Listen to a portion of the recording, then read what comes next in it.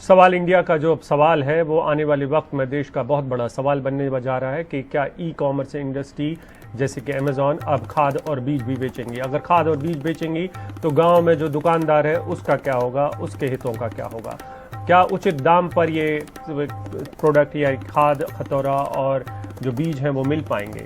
और सबसे बड़ी बात ये है कि उन तमाम चीज़ों में कानूनों का क्या होगा। जैसे कीटनाशक अगर अमेज़ॉन बेच रहा है तो नीचे स्तर पर तो लगातार उस पर लाइसेंसिंग की व्यवस्था है, लेकिन क्या अमेज़ॉन को भी उन तमाम चीज़ों के लिए छूट मिलती रहेगी।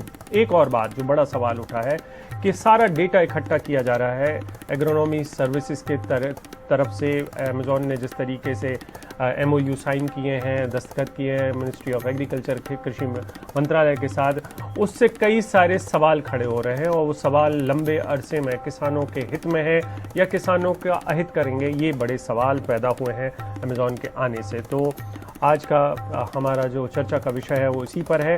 इसमें जुड़ गए हमारे साथ दो खास मेहमान, सिराज हुसैन साहब हैं, पूर्व कृषि सचिव हैं, और देवेंद्र शर्मा हैं, कृषि अर्थशास्त्री हैं।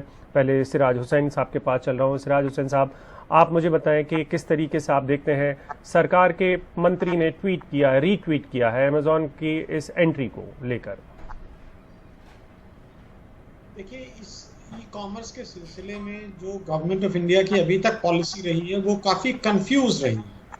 और अगर हम पिछले 5-7 साल के डेवलपमेंट्स देखें तो ये क्लैरिटी नहीं है कि गवर्नमेंट फॉरेन कंपनीज का इन्वेस्टमेंट जो कि एक अलग रेगुलेशन से गवर्न होता है उसे चाहती भी है या नहीं। अभी रिसेंटली ई कॉमर्स के अलग से rules ministry of consumer affairs ने जारी किए हैं जिन पर अभी डिस्कशन चल रहा है।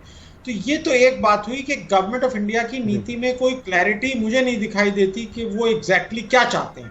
दूसरी बात यह है कि जो सीड और फर्टिलाइजर और पेस्टिसाइड्स और इंसेक्टिसाइड्स हैं, इन सबको बेचने के लिए लाइसेंसेस चाहिए।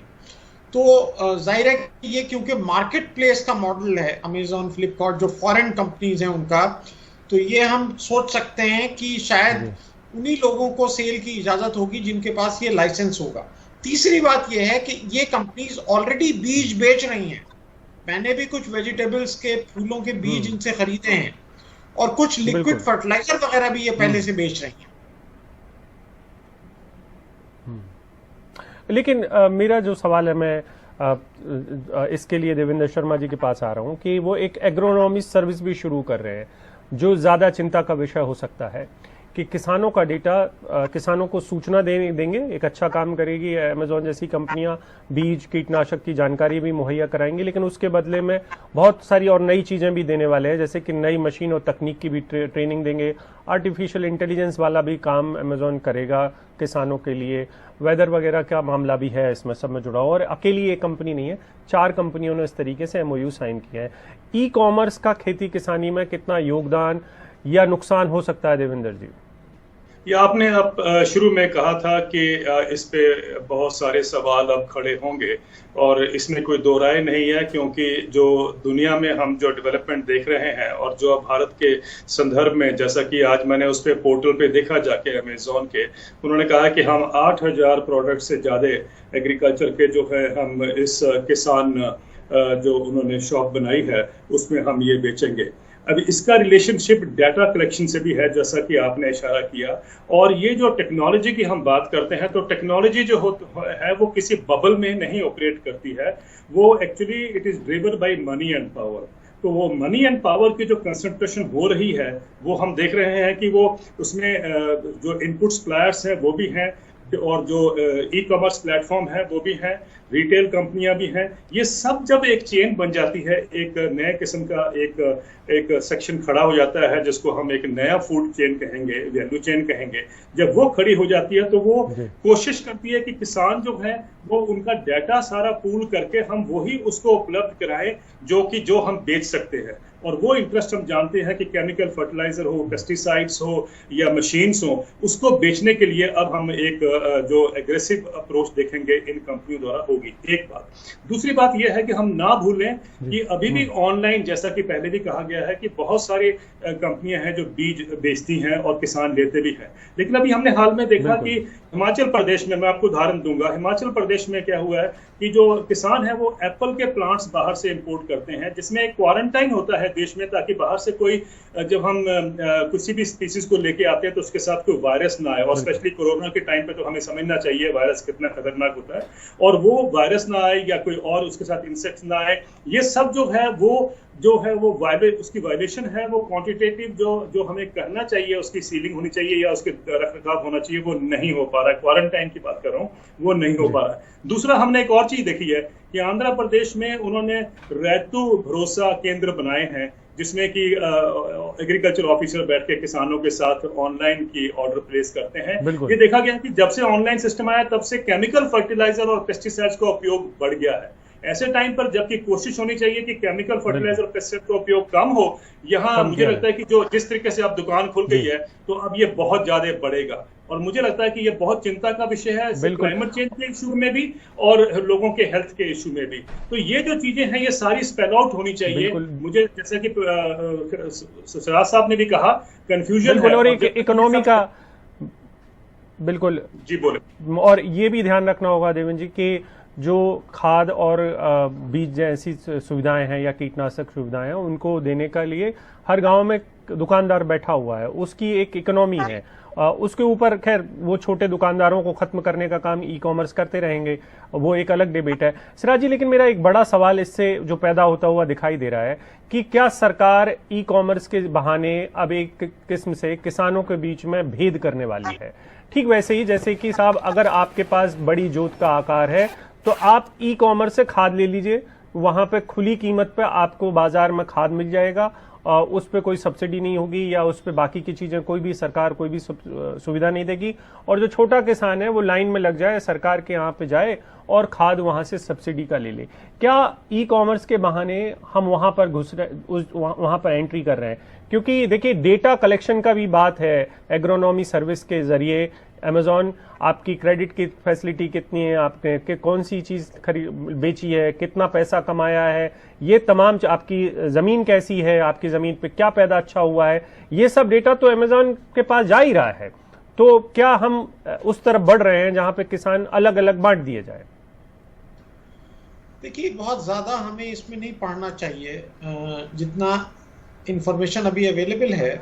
ये बात सही है कि गवर्नमेंट ने कुछ कंपनीज के साथ बगैर किसी प्रोसेस को फॉलो किए कुछ कंपनीज के साथ एमओयू किया था। मुझे नहीं पता उसमें फाइनली क्या हुआ, लेकिन हम उसके फेवर में नहीं है कि बगैर एक टेंडरिंग प्रोसेस के आप अमेजोन के साथ या गूगल के साथ या एप्पल के साथ कोई करार करें। ये तो एक बात हुई। जहां तक फर्टिलाइजर सब्सिडी के रिफॉर्म की बात है, तो मुझे नहीं लगता कि जो सब्सिडाइज्ड कमोडिटी है उसको मार्केट रेट पे छोटा या बड़ा कोई भी किसान खरीदने वाला है। लेकिन नॉन कंट्रोल कमोडिटीज भी बहुत सारी ऐसी हैं जिनकी सप्लाई चेन में ई कॉमर्स के माध्यम से इंप्रूवमेंट भी आ सकता है। तो ऐसा नहीं है कि खाली इससे थ्रेट होगा। आप देखिए कि बाकी चीजों में जो ई कॉमर्स आया है, तमाम मुखालफतों के बावजूद लोगों को ये लगता है कि इससे आसानी हुई है। तो ऐसे ही बहुत सारी चीजें ऐसी हैं जिससे किसानों को आसानी होगी। बिल्कुल, ये आसानी मैं आपके बात से इत्तेफाक भी रखता हूं कि कुछ चीज़ों में आसानी होगी। लेकिन देवेंद्र शर्मा जी, ये जो प्रक्रिया है जिसकी तरफ सिराज हुसैन साहब बता रहे हैं, मैं आपकी आखिरी प्रतिक्रिया चाहता हूं उस पर कि क्या सरकार ने सारे स्टेक होल्डर्स को साथ में लिया? क्योंकि आप एक ई कॉमर्स के इतने बड़े जाइंट को इसमें सेक्टर में ला रहे हैं। आपने क्या किसान संगठनों से बात की? क्या आपने कृषि वैज्ञानिकों से बात की? क्या आपने कृषि अर्थशास्त्रियों से बात की कि इसके परिणाम शॉर्ट टर्म में और लॉन्ग टर्म में किस तरीके के होंगे? देखिए, पहले तो हमें ये जानना बहुत जरूरी है कि एक किराना स्टोर और एक किसान स्टोर के उसमें बहुत अंतर है दोनों के ऑपरेशंस में। और किराना स्टोर्स को अगर हम मान के चलते हैं, जैसा कि अक्सर हम देखते हैं जितनी भी ई कॉमर्स की कंपनियां हैं वो अपना प्लेटफॉर्म है सामान बेचने के लिए, लेकिन जब हम एग्रीकल्चर की बात करते हैं तो उसमें बहुत सी चीजें जुड़ी हुई हैं जिसके ऊपर हम जानते हैं कि एक सिस्टम लेड आउट है। उसमें चाहे वो सरकारी सिस्टम है एक्सटेंशन का, या फिर उसके अलावा हम देखते हैं कि रेगुलेशंस हैं पेस्टिसाइड्स के हों, फर्टिलाइजर्स के हों, या और भी चीज़ों के जो रेगुलेशंस हैं उसको फॉलो करने की जरूरत है। जैसे मैंने आपसे कहा सीड की पॉलिसीज हैं, सीड के लॉज हैं, तो क्या ये कंपनियां उन चीजों को फॉलो करेंगे तो किस तरीके से करेंगे? और फाइनल एक और बात जो आप कह रहे हैं वो बड़ी इंपॉर्टेंट है मेरा मानना, क्योंकि क्या ये स्टेक होल्डर डायलॉग हुआ है? देखिए, हमें तो आज ही पता चला जब कृषि मंत्री जी ने उसको रीट्वीट किया था, लेकिन इससे ज्यादा जरूरी ये बात है कि हमें शायद ये भी बताया जाना चाहिए था कि भाई कितना व्यापक लेवल पर डिस्कशन हुआ है, डिबेट हुआ है, और उसके बाद ये डिसीजन लिया गया। मुझे लगता है कि ये एक कॉन्फिडेंस बिल्डअप करना चाहिए देश में किसानों के भी और देश में आम नागरिक के लिए भी, कि भाई ये जो ई पोर्टल्स हैं या ई कॉमर्स जो एक प्लेटफॉर्म है, इसका आने वाले दिनों में क्या जो दुष्परिणाम बताए गए हैं दुनिया भर में, उसको हम कैसे एड्रेस कर पाएंगे। और तीसरी बात यह है जो आपने बड़ी इंपॉर्टेंट बात शुरू में कही थी कि जो डेटा माइनिंग है उसका एक बहुत बड़ा खेल अब चल रहा है, और वो डेटा माइनिंग किस तरह से वो सारे चीजों को इन्फ्लुएंस करेगी, आई थिंक वो टाइम बताएगा। लेकिन उसके ऊपर क्या क्या हमने स्टेप्स लिए हैं अपने आप को अलर्ट करने के लिए, अपने आप को बचाने के लिए, वो भी स्पेल आउट होने चाहिए। तो ये मेरा मानना है कि बहुत एमओयू की कॉपी है देवेंद्र शर्मा जी, इंटरनेट पर भी अब अवेलेबल है, इंटरनेट पर भी मुहैया है। किस तरीके के एमओयू कृषि मंत्रालय से साइन किए गए हैं, सिराज हुसैन साहब जिस मंत्रालय में थे उसके अधिकारियों ने वहां पर दस्तखत भी किए हुए हैं, और अमेजॉन की तरफ से पतंजलि और दूसरी कंपनियां भी हैं जिन्होंने इस पर दस्तखत किए हैं। उससे आपको एमओयू का अंदाजा लग जाएगा। और सबसे बड़ी बात यह है कि एमओयू के साथ किसी भी एमओयू यानी कि मेमोरेंडम ऑफ अंडरस्टैंडिंग के साथ सबसे बड़ी जो समस्या होती है कि वो अदालत में घसीटा नहीं जा सकता है। तो एक तरीके से एक लंबा कानूनी जो दांव पेच है वो नहीं चल सकता है किसी भी ऐसी कंपनी के साथ। और जो एग्रोनॉमी जैसी सर्विस है उनके डेटा, हमारे किसानों के डेटा अगर अमेजॉन के पास जाते हैं तो उनका भविष्य क्या होगा, उनके साथ वो किस तरीके से आने वाली योजनाएं बनाएंगे, या वो अपने माल को बेचने के लिए किस तरीके से योजनाएं बनाएंगे, ये वक्त की घर में छुपी हुई बात है जिसका उत्तर अभी किसी के पास भी नहीं है। सरकार ने हाँ इसमें जल्दबाजी हो सकता है कि हो, क्योंकि अभी ऐसे कोई भी स्टेक होल्डर सामने नहीं आए हैं जिनसे बात की गई हो इतने बड़े फैसले लेने के पहले। वक्त एक ब्रेक का है।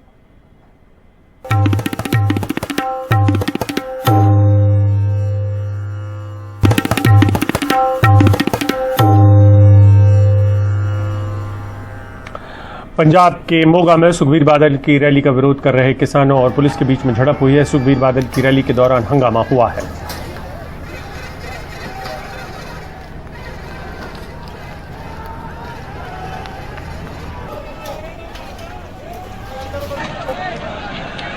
जब पुलिस ने इन्हें रोकने की कोशिश की तो पुलिस और किसानों में धक्का मुक्की हुई। इसके बाद पथराव हुआ। पुलिस ने लाठीचार्ज किया और वाटर कैनन का भी इस्तेमाल किया।